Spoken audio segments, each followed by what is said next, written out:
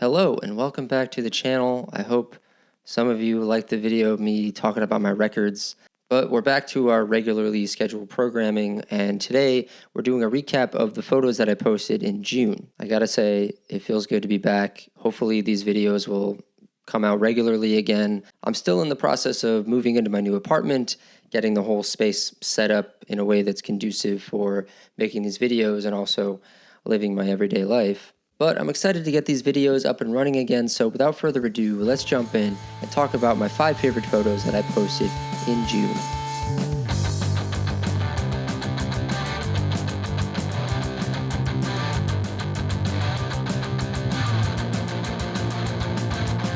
Up first, we have a photo of my girlfriend Harley in a Zen Garden. This photo was taken on Kodak Ultramax with a Ricoh XR2 and a 28mm lens. Harley and I took a day trip to this Zen Garden in Staten Island. I forget the name of it, but it was a real peaceful place where you get to look at some koi fish, you get to see some cool architecture, and the statues and the greenery. It was all just beautiful. And luckily we went at a time where it wasn't too crowded, so getting this photo of Harley was pretty easy. Alright, right off the bat we're implementing a technique known as frame within a frame. As the name suggests, we have a frame, which in this case is a circle, which Harley is standing inside of, within the larger frame of the photo itself. The sunlight was beaming down at such an angle, which kind of created this harsh line down the side, which, I don't know, I really like. It helps break it up a little bit.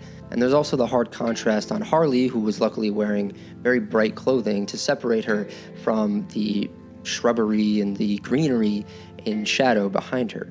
I also really like the blocks with the characters up above her. I don't know what they say. I tried to research it, and if anyone can tell me what this means, if it can give any sort of greater importance or significance to this photograph, please let me know what it means, because I am very curious.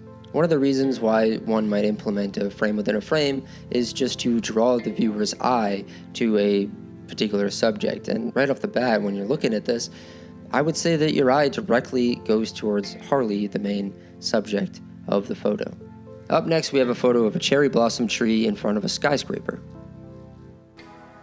This photo was taken on Kodak Ultramax with a Ricoh XR2 and a 28mm lens.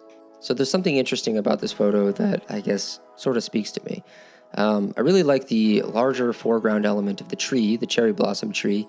That's brightly lit up. I'm pretty sure that I used a flash when shooting this, and I typically like to do that when shooting anything that's looking upward at the sky, just because it eliminates the shadow first and foremost, but it also kind of flattens the image a little bit, and I don't know, I guess I just particularly like that look. But then you've also got the skyscraper in the background, and to me where it gets interesting is it almost seems like the skyscraper is one of the branches protruding from the tree itself, which could be a sort of larger metaphor about industrialization or about the human need to destroy nature, whatever, you know? At the end of the day, the color palette of this photograph is very pleasing to the eye. The framing of the photo is interesting to me. I really like the larger foreground element and the smaller background element of the skyscraper, and there's the sort of symbolic interpretation as well, which I feel like I don't often get in a lot of my photos, and it's not really something that I go out in search of, and I feel like it's something that I discover afterward in retrospect. I'd be curious to know what other people's sort of approach is to taking photos that are sort of symbolically or politically or ideologically charged in a way, or are sort of just meant and made with the purpose of some sort of social commentary or commentary in general.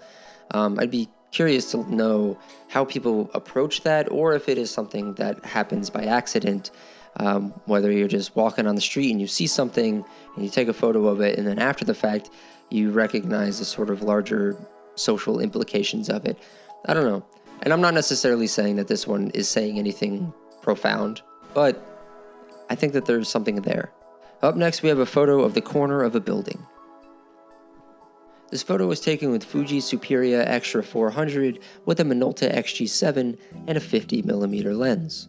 Okay, here's an example of a photo that you've probably seen a million times. It's just the corner of a building as the sun is setting on one side of it and shrouding the other side in shadow. I'm pretty sure that I've even seen like supercuts of these types of photos just back to back to back, and they look pretty cool. And this one in particular, I really like it mainly because of the colors. These particular shades of blue and yellow really just mesh well together, and it's very pleasing to my eye.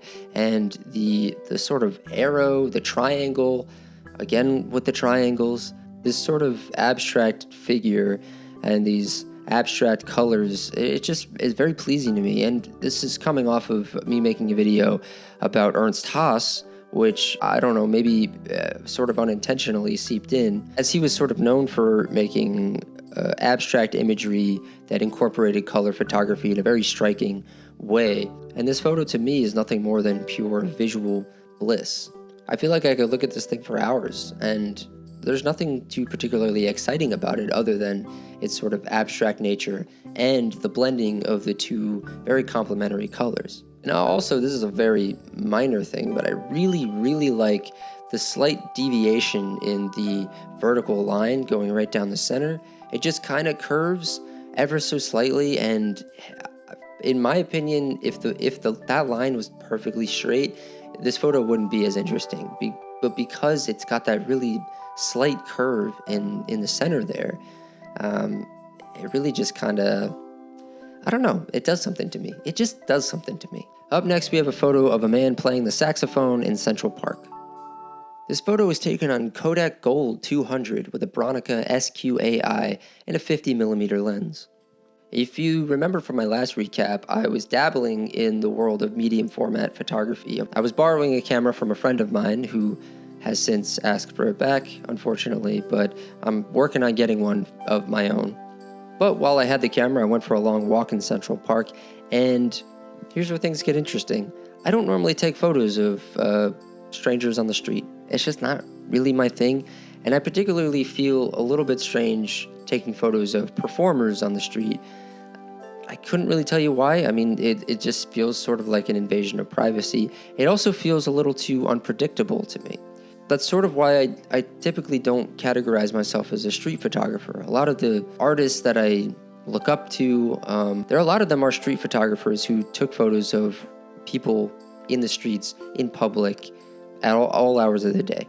And I personally just don't really have that sort of innate ability to walk up to someone and ask them to take a photo of them, or to do it in secret.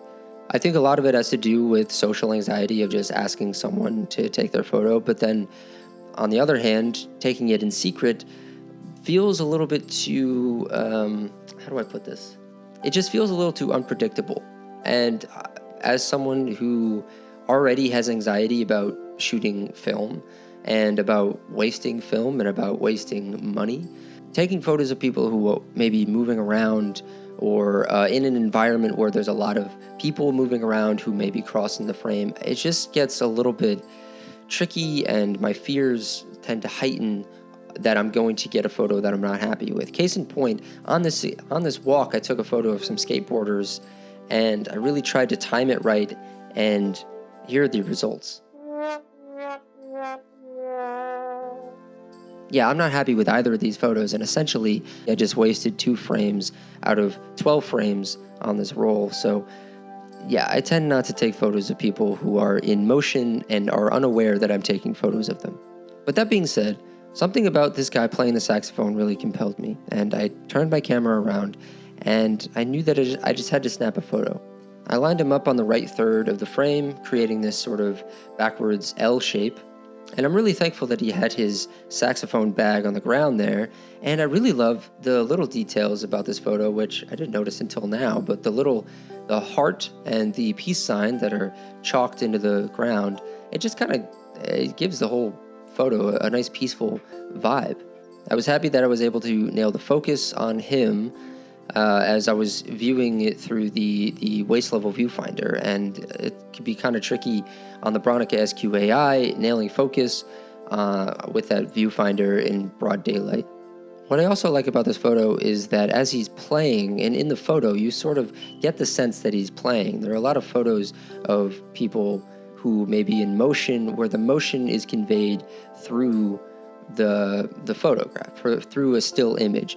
And this is sort of an example of a photo that I personally have taken that feels like you can almost hear him playing. Like it feels like he's in motion, like his fingers are on the keys, he's in motion through a still image. And I really like that. And maybe you don't feel that way, but I personally feel that way about this image. Up next, we have a photo of the Pepsi Cola sign. This photo was taken on Kodak Ultramax with a Ricoh XR2 and a 28mm lens. I'm very thankful that I bought that 28mm lens for the Ricoh, as it has allowed me to expand my horizons and capture images like this one that I otherwise wouldn't be able to frame properly with a, let's say, a 50mm lens. I wish I had done a little bit more research before recording this video, because I would love to know the history and the reason why this particular sign is standing there on the water in Brooklyn facing Manhattan. I don't understand it. I don't know if maybe there was a Pepsi factory that was over there once upon a time or what, but I think it's interesting that in this day and age there is still this giant Pepsi Cola sign just sitting there, and it's a tourist attraction. It's a public attraction. People go there. I mean, I went there just to see this sign. I think it probably has something to do with this nostalgic feeling of a bygone era or something like that. I mean, I know that Pepsi Cola constantly changes their logo design, and this is sort of reminiscent of a very old Pepsi Cola design. But yeah, I don't know. I don't know why it's up there. Either way, I think that it creates photographically speaking, it creates a nice contrast between sort of modern day and old world consumerism, old world marketing, old world whatever. I don't really have any particularly insightful compositional notes. I mean, it's just a very basic off-axis photograph. Although I tried to sort of create a diagonal feeling with the bottle sort of ending in the top right frame and going downward where the bottom of the P in Pepsi is sort of touching the bottom left frame. I don't really know that it worked incredibly well, but whatever. And something that should be mentioned that maybe it's just because of the sort of ubiquity of it, but Kodak Ultramax really gets you some striking colors. I mean, I love the colors in this image. That's probably why I ended up putting it in my top 5 of the month, are the colors alone, just because the red against the blue really pops. And I mean, I don't know, that's why you like a color photo, is for it to pop. Oh, pop as in soda. I did not intend to do that. I'm gonna throw in an honorable mention just because I can. I didn't want to inundate this top 5 with a bunch of photos of my girlfriend, because I do take a lot of photos of her. This photo was taken on Portrait 400 with the Bronica SQ-AI and an 80mm lens, which, if you'll remember, the 80 is equivalent to a 50mm lens on 35mm format. This was while we were back at that Zen Garden from the first photo, and the way she was standing in this, I guess, a temple sort of thing, the way the sunlight was just gracefully falling over her, I felt that I had to just take a photo. I said, just look out there and look peaceful, like you're in a Zen garden, which we were. And I don't know, this photo just is very peaceful. I know that you all don't have the emotional connection that I do to my girlfriend, but I see a photo like this and it just gets me all bubbly inside. So I figured I had to throw in an honorable mention for this photo. And there you have it, my top 5 photos of June 2023, plus an honorable mention. I really appreciate everyone who's been subscribing and liking and commenting and potentially sharing my videos. It has meant the world to me to see so many people, I don't know, come together and watch my videos and discuss things that I really like discussing. I'm excited to see where this channel goes in the next few months. Now that I have this new setup, I plan on making some more videos. I got a couple artist spotlight things coming up down the pipeline. I've got a few other videos that I'm writing and working on, and yeah, really I'm just working on videos for this channel while also working on other things on the side. It's been a busy couple months, a very busy couple months, but hopefully it should all calm down soon. Let me know what you think of my photos, and also connect with me on Instagram and send me some of your favorite photos that you may have taken in June or that you've taken all year. I think that that's something I want to see some of your photos, and unfortunately, YouTube doesn't really allow for people to comment their photos. But hit me up on Instagram. My link is down in the description of this video. It's also in the bio of my channel. But yeah, find me on Instagram. You can also find me on Threads now. I might make a whole video about Threads, kind of discussing that if anyone's interested. It's not really my sort of thing, but yeah, we could talk about it. But yeah, hit me up on Instagram. Send me some photos that you've taken that you're proud of. Maybe that's something we could do in the future, where I can look at some of your photos and talk about them on the channel. But that's a discussion we'll have later on. As always with these videos, I'm going to cap it off with some more photos that I took and posted in June of 2023, and I will see you all next time.